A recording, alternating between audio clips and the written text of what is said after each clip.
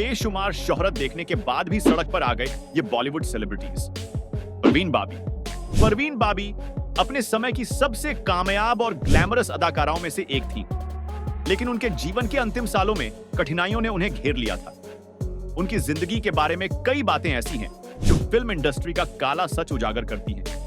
परवीन को इंडस्ट्री में हर किसी ने अपने फायदे के लिए इस्तेमाल किया और जब उनसे लाभ मिलना बंद हो गया तो उन्हें पागल करार दिया गया। उनके जीवन में कई उतार चढ़ाव थे और इंडस्ट्री में आने के बाद भी उनके लिए बहुत कुछ नहीं बदला। एक समय ऐसा भी था जब परवीन ने अमिताभ बच्चन के खिलाफ पुलिस में शिकायत दर्ज कराई थी कि वह उन्हें मार देना चाहते हैं और किसी से उन्हें बचाने की गुहार लगाई थी। बाद में अमिताभ ने इसे मजाक में यह कहकर टाल दिया कि परवीन अपनी मानसिक स्थिति के कारण ऐसा कह रही थी। हालांकि परवीन सचमुच मानसिक रूप से अस्वस्थ होने लगी थी, लेकिन उनका सही ढंग से इलाज हो सकता था।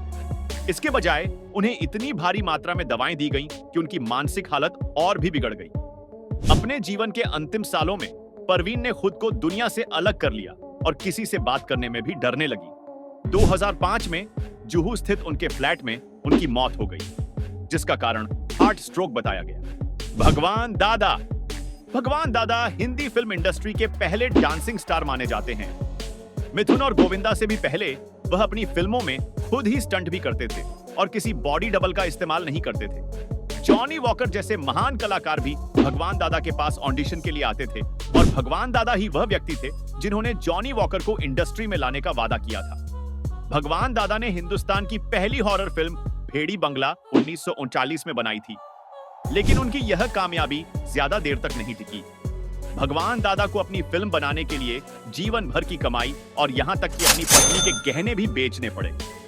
फिल्म हंसते रहना, जिसमें किशोर कुमार लीड रोल में थे, बॉक्स ऑफिस पर कुछ खास नहीं कर पाई और भगवान दादा को अपना 25 कमरों वाला बंगला भी बेचना पड़ा।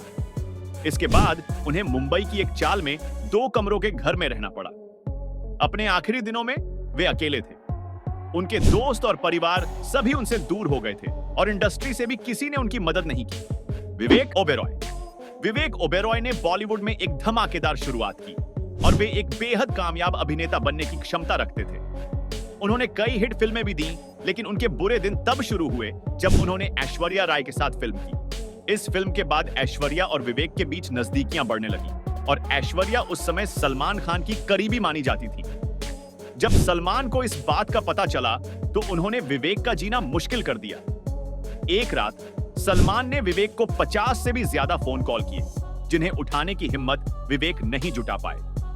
अगले दिन विवेक ने मीडिया को बुलाकर एक प्रेस कॉन्फ्रेंस रखी, जिसमें उन्होंने बताया कि सलमान उनकी जान के पीछे पड़े हुए हैं। यह खबर मीडिया में फैली, लेकिन किसी भी इंडस्ट्री के व्यक्ति ने विवेक का साथ नहीं दिया, बल्कि उन्हें काम देना भी बंद कर दिया और उनके फोन भी उठाना बंद कर दिया। विवेक कई सालों तक फिल्मी दुनिया में वापसी करने में असमर्थ रहे। उन्होंने सलमान के साथ अपने रिश्ते सुधारने की भी कोशिश की।